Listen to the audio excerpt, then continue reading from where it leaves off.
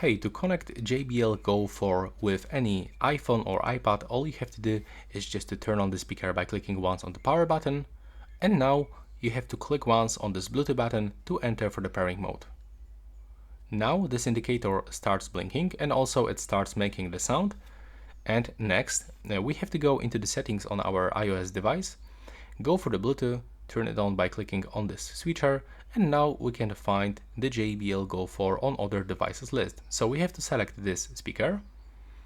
Now as you can see, we are successfully connected, but we can also connect this speaker with the JBL portable application.